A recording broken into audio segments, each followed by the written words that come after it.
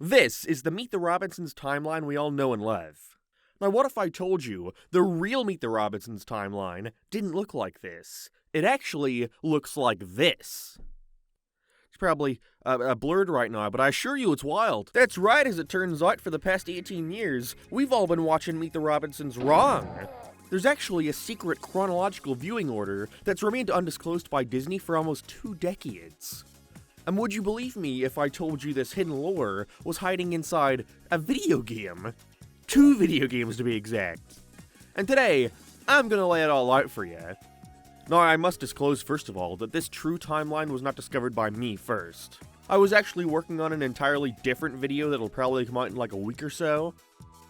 Subscribe. They're required I play the Meet the Robinsons video game. It'll make sense when the video comes out. But upon playing it, I realized something that changed everything, warping how I viewed the events of the movie. And I will not be able to ever watch it the same way ever again. For example, we all know in context of the story that Meet the Robinsons timeline begins with the birth of Louis. I mean, I guess technically it starts with the conception of Louis, but let's skip over that. The story of the movie starts here. Louis is born and dropped off at the doorstep of the orphanage. Well, what if I told you that in reality, the true Meet the Robinsons timeline starts here, in ancient Egypt? Not making that up. Did you know the explanation for why Wilbur left the garage door open, along with an entire alternate bad future caused by his actions at the science fair, have been explored in different media, showing him going off on an entirely different adventure before he even met Louis in the movie? This has all been shown before. I subsequently told my friend about this project and I was not expecting him to reply, "You saw the Meet the Robinsons TikTok, didn't you?" What? You don't mean... As it turned out, just days before I had prepared to deep dive into this endeavor, after buying the game and getting ready to play it, in the ultimate coincidence ever, someone just so happened to make a TikTok about this very same discovery that week. And also, it got like 50 bajillion views. So I want to clarify before getting into this that this guy right here should be getting all the credit for publicizing this timeline, seemingly first. I don't know, I'm sure someone has realized this before, but either way, go give him a follow. So without further ado, let's get into this. I'm gonna lay out the real Meet the Robinsons timeline for you. Let me tell you how. This timeline involves a couple different pieces of media, like I said before. More specifically, the Meet the Robinsons movie, no duh. But then we also have the PS2 game, which also came out for Wii and Xbox and junk. We won't be looking at the Nintendo DS game, as it pretty much has the exact same story as the console one, but we will have to look at the Game Boy Advance game, which does have an entirely different plot, which implies way more happened towards the end of the movie than we originally thought. But alas, spoilers and such, so I'll lay all that out later. In the meantime, I want to turn your attention to this. Looks like a clean blank wall, right? Well, in reality, it is a clean blank wall, but not for long. In actuality, this is our canvas for today's video. This is the best I could do, okay? I'm gonna lay the whole timeline out on this thing, if you couldn't tell from the intro. Also, if you're gonna get upset about me defacing a wall in my house for the sake of a Meet the Robinsons timeline, don't worry, I will be painting over this wall shortly after, in which I will redraw my Meet the Robinsons timeline over top of it, because by God, this may just be my most important contribution to society ever. I'm going to use this space to lay out 2 timelines for us today. One will be much bigger than the other. Okay, so this will be fairly straightforward. Our first timeline today is simply going to be the timeline given to us by watching only the Meet the Robinsons movie. This is the timeline most normal humans will be familiar with. I just want to be able to compare and contrast it with the real one later on. Also, if you haven't seen the movie in a long time, or for some reason have never seen Meet the Robinsons before, first off, thank you for clicking on this video for some reason. The recommendation feed must have been really dry today. But this will also act as a good refresher for you.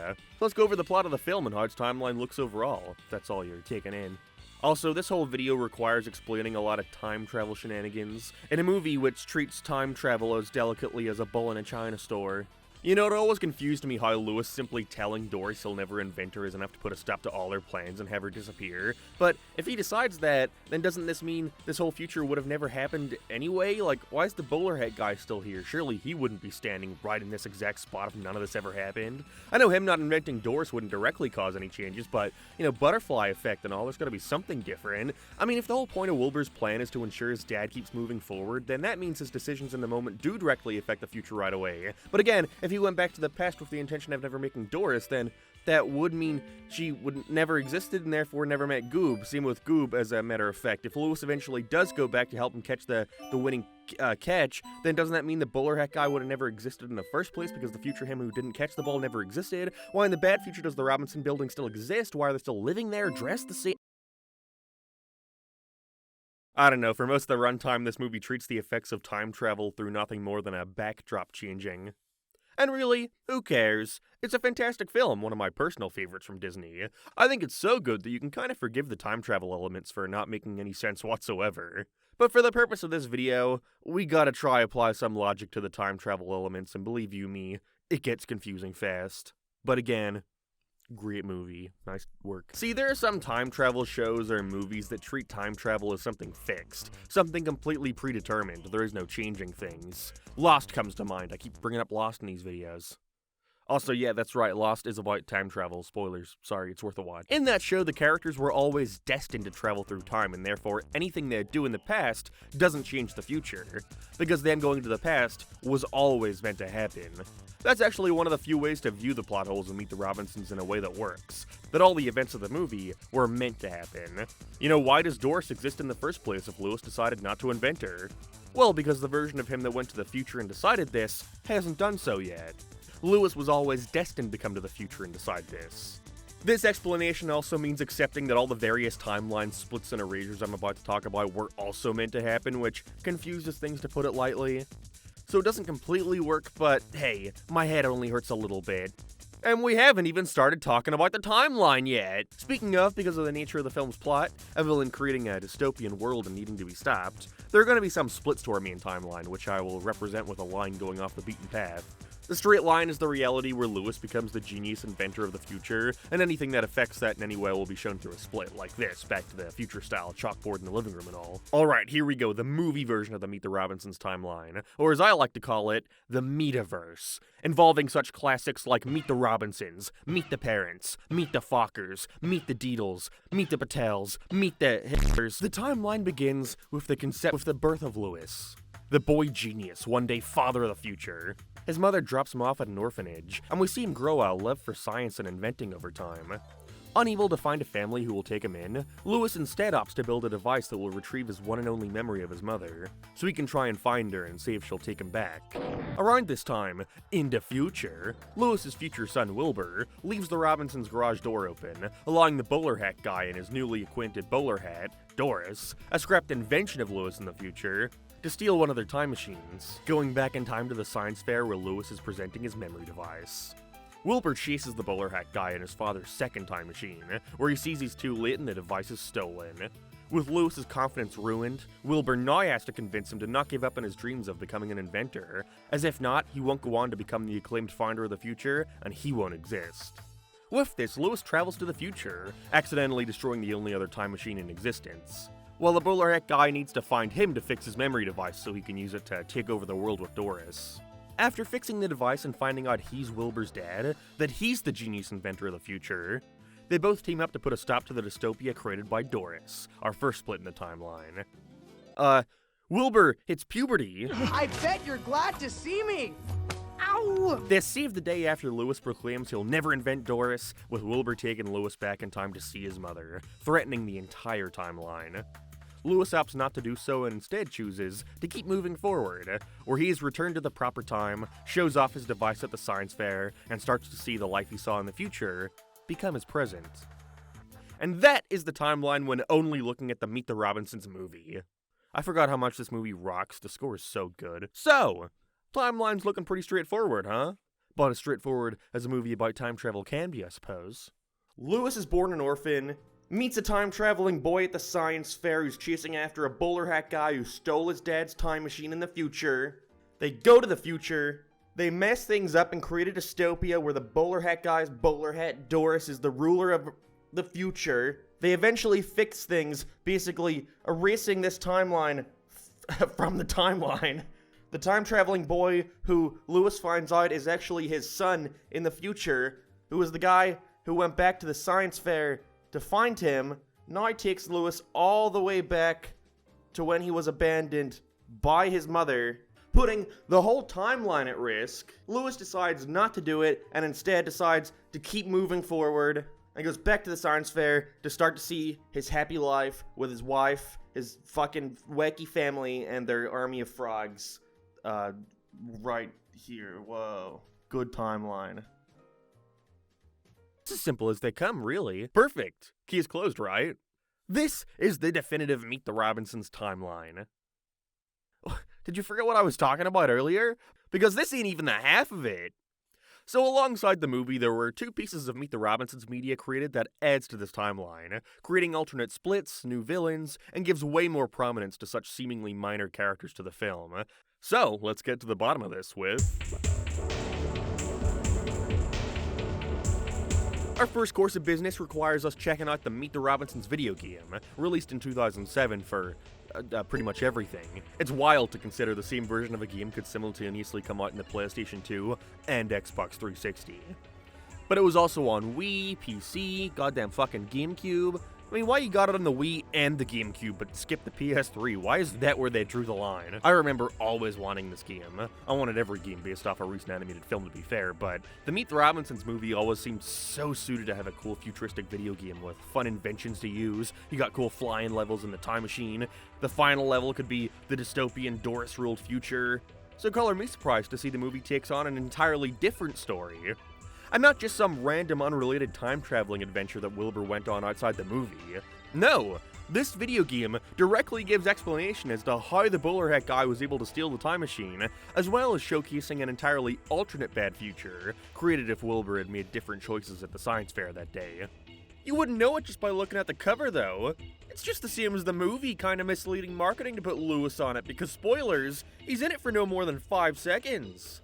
If I were a kid and I saw this, I'd have assumed it would be a complete translation of the film. It's not until you look at the back when they sneak in, blast away on over 40 new missions, beyond the movie. Battle villains with cool gadgets, have fun with the wacky Robinson family. Not all characters appear in game. Just take their PNG off it then! Boy, I sure am glad I bought the physical version to show all this. I've never seen anything to do with this game before, so color me impressed when after getting past the slideshow-ass title screen, we're met with a full enough recreation of the Robinson Mansion scene in the movie. I always felt Meet the Robinsons could have gotten a lot of mileage out of a television series. So many characters and such a fun location feels kinda wasted with just a couple minutes given to each, if even.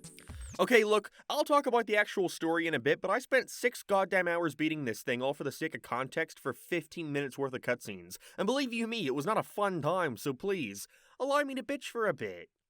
The excitement of getting to explore the giant Robinson Mansion and even getting to explore the yard is almost immediately shattered upon realizing you only spend around 20 minutes in this place throughout the game, the rest of it being spent walking around the most drab and boring looking areas you've ever seen in a game with this bright of a cover.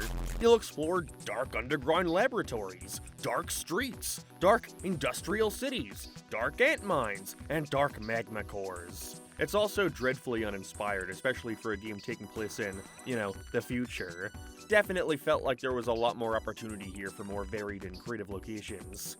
It does have a penis music when you want to make a new gadget, though. That's something. Another successful mission. And you only need to talk to any of the Robinsons during the tutorial, which only served to make me sympathize with Wilbur insanely. This guy just wants to find out who changed the garage door passcode, yet he has to walk around his entire fucking house, doing fetch quests for every member just for the sake of having one tell him the fucking passcode. Can only imagine what happens when someone changes the Wi-Fi password. Also, throughout the entire game, the twins kept yelling at me in the distance, and I could not tell why.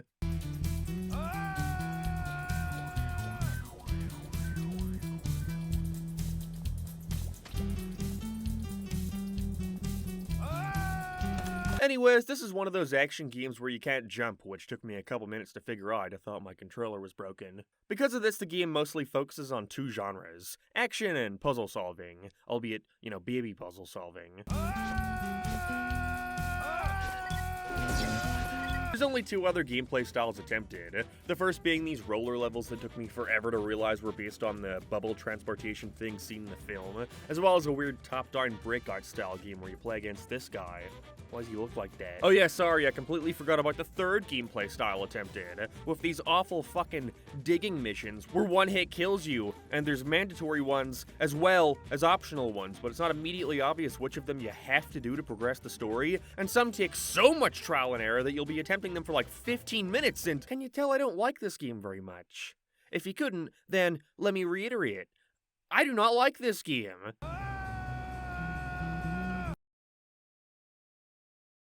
I have a big head now. It is so fucking tedious. It felt like it was lasting an eternity, mostly because there's only 6 locales in the entire thing, meaning you're going to be spending at least an hour at every one of these, just doing the same thing over and over again. This may be me showing my lack of gaming variety, but the setup reminded me a lot of Zelda Ocarina of Time. What with you having your series of items mapped to different buttons on the controller, you having to cycle through them to decide which would help you most in any given situation. Although here there's only really 2 to worry about, the charge ball and the electric blast thing. Most challenges in this game simply require you to see if the target requires a charge ball or electric blast thing. Anytime they expect you to consider anything else, you just wind up stumped for a couple minutes because you're so accustomed to the game not expecting anything of you. And then other times, it's just fucking stupid. I gotta figure out a way to get past this robot. Let me use this handy scanner gadget the game encourages me to use, and oh, his belly seems vulnerable. Okay, perfect. So, what do you do to defeat this robot? Crush it with a sign. There's a couple boss fights in here that aren't the worst things in the world. There's some fun to be had here and there. But overall, the biggest thing I felt bringing this game down was your lock-on feature. A lot of the time I would know exactly what I needed to do, yet it would still take me minutes upon minutes of fiddling with the analog stick to figure out how to get it to aim onto what I need. It's always moving around the damn place, and I couldn't figure out why. It makes every step in every level 10 times more tedious. And because of that, I can't really recommend playing this game, especially if all you care about is the story. I beat it in about 6 hours, and what I had to say was summed up in 3 minutes. I was originally going to spend like 20 talking about this thing, but it's honestly just not worth it, especially when what we're here for is the story. What does it add to our timeline or recontextualize the existing events?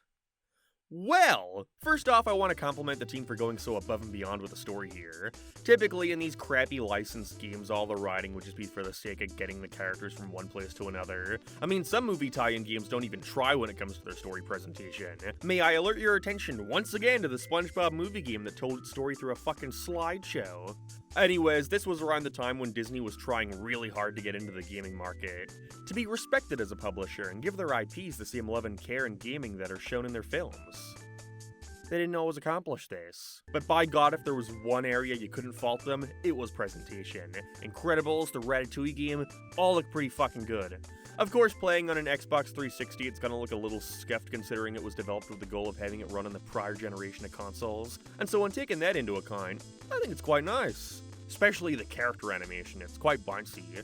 Everyone moves like how you'd expect. I know it's brought down a lot by the GameCube's crappy textures, but I was seriously impressed with the animation quality throughout. Also impressed they managed to get most of the voice actors from the movie back. Not everyone, of course, but Wilbur, Franny, they even got Adam West in here.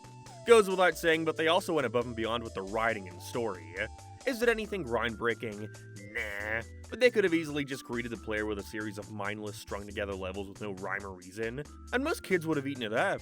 But no, they made a genuine effort here to do something unique, and I think in that regard, they did quite well. There were actually jokes in here that I thought were funny. Hey, kid, can you get that ball? No, sorry. I can't interfere or else I'll mess up the future. Okay, thanks. So, the story begins in ancient Egypt, in which we see Wilbur defacing a mummified corpse in order to get an epic selfie for his collection, where upon returning, he's informed by his dad that he's going to be out of town for a few days and to not touch the time machine. So before he can get to the garage to touch the time machine, Franny reminds him to take the garbage out. With this, he heads outside, completely unaware of the bowler hat guy and Doris spying on him, and finding out he's left the garage door slightly agape, giving him the perfect chance to sneak in and steal the time machine.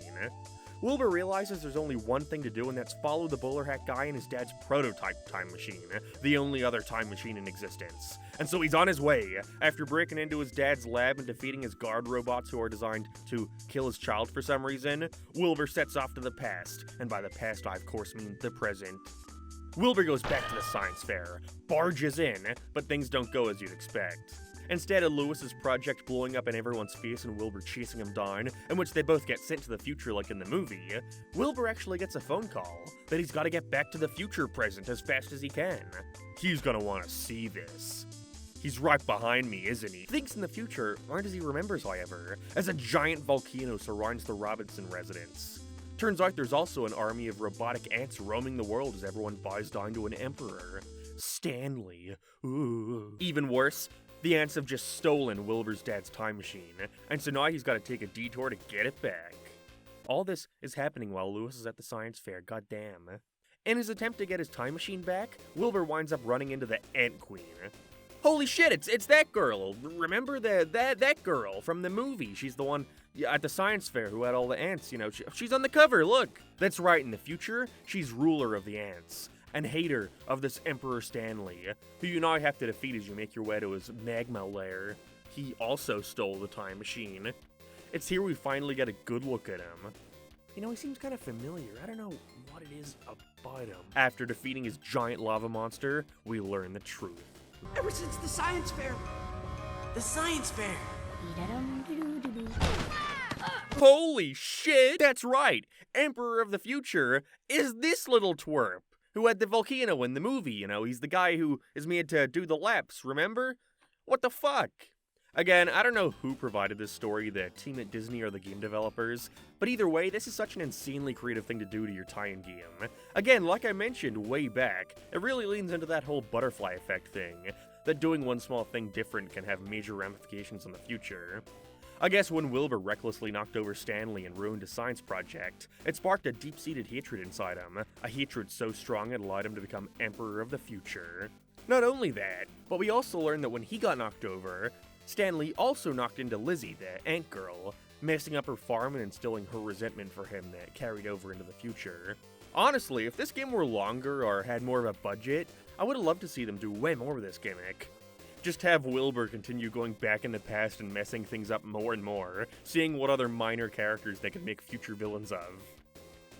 I say that would be cool, but then I remember that would mean I'd have to play more of this game, so maybe it's good they only did it once. Either way, upon realizing his actions, Wilbur decides to travel back to the science fair and avoid his previous mistakes. You know, if we're going by the movie, then Stanley still lost the science fair that day, so it's strange he never went crazy in the regular timeline. Unless, you know, that one sentence of encouragement from Wilbur was enough to calm his inner rage.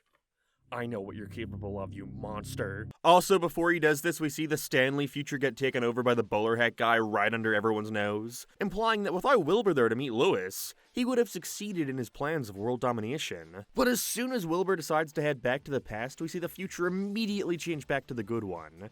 It's a nice finale. A strong moment to have us see Wilbur succeed just by going back to the past and making the future brighter. But it does create some time travel logic fuckery in turn. So you're telling me simply the decision to go back to the past affected the future? Because this is the future where Wilbur went back in time and the events of the movie took place. You're telling me the entire future was already taken over by the bowler hat guy, he was stopped, and then he retook over the future? A bit of a structural mess, definitely seems like it was done for the sake of an epic final boss against a giant robotic bowler hat, but you know what? It works. I had fun watching the cutscenes. Playing the game, not so much. So, there we have it. The Meet the Robinsons video game isn't a sequel or a prequel to the movie. It's, in fact, takes place in the middle of Quill. I'm coining that. There was also a DS game that I initially thought was worth talking about, but upon further inspection, it's the exact same story as the console game with some decent artwork to replace the in-game cutscenes. It looks like a nightmare to play, though. It's one of those 3D DS games. Reminds me a lot of Nicktoons Unite on DS I had to play a couple years back for the channel. So, lucky me, I don't have to play this one. Yeah. Well, here we have it, right? At the start of the movie, before the inciting incident, Wilbur had to quickly fuck off for a couple hours to go on an entirely different adventure before meeting Lewis. Wow. It's crazy to think about anytime I rewatch the film. Yeah, you know, especially since it happens twice. That's right. This was not the only time Wilbur went on a whole other adventure during the events of the movie. Although where the console game's detour took place at the start of the film, we find out this other journey happened at the end of the movie. So now we gotta turn our heads over to this, the Game Boy Advance Meet the Robinsons game. Again, this came out on everything, it was fucking 2007. This one will thankfully not take nearly as long to talk about, at least I hope it wouldn't. It's the fucking GBA. First of all, I really love the menu aesthetics here, really leaning into that retro future UPA kind of look. But after a quick menu screen, we're thrown right into it. This game takes place right when Lewis and Wilbur see the future, as he drops them back off in his own time and says goodbye. It's finally time for Wilbur to relax after what was without a doubt the most stressful day of his life.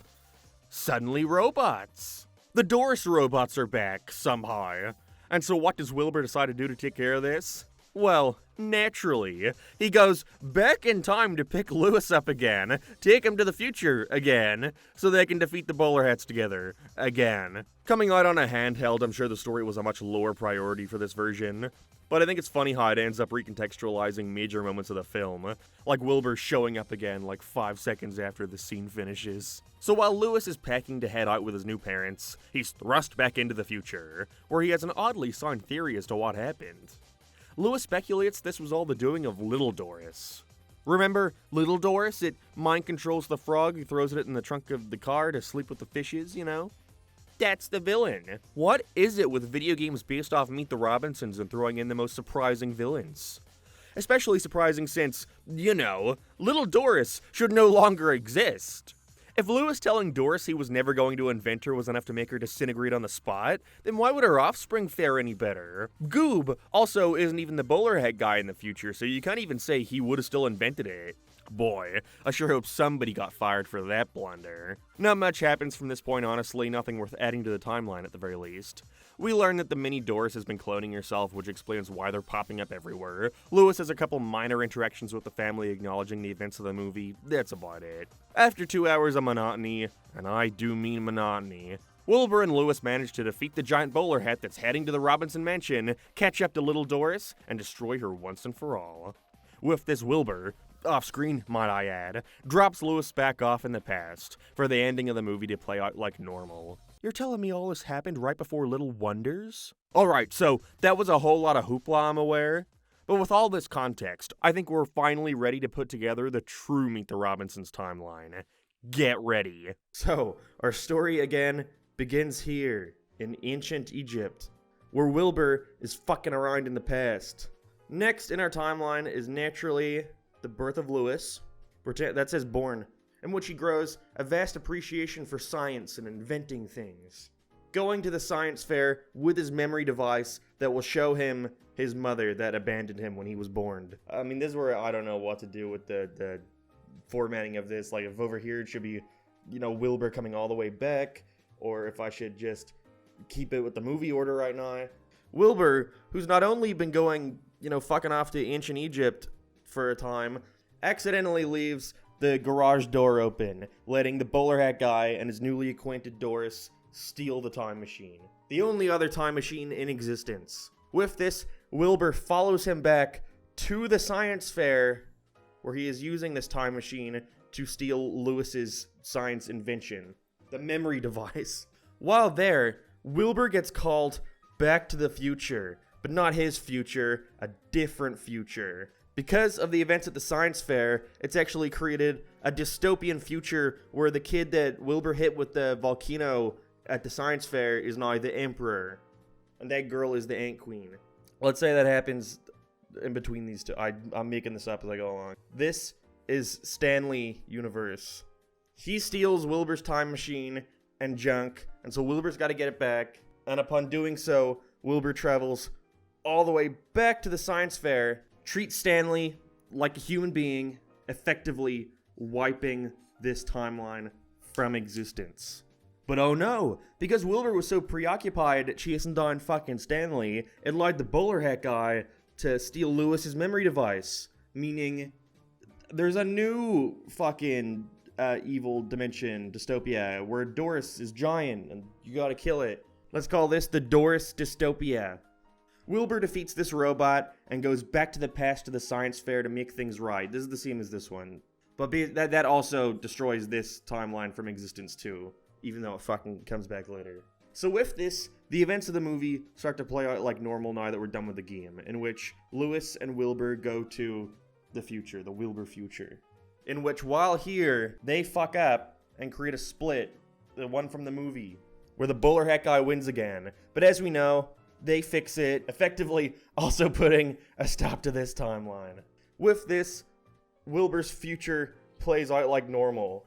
Or does it?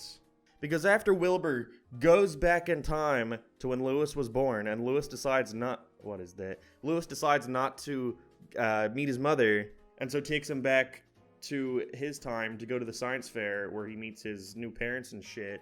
Wilbur goes back to his time to see that the Doris robots are attacking. That's my best attempt at trying. Realizing he has nowhere else to turn and he might get in trouble if his parents find out about more robots attacking, Wilbur decides there's only one place to go.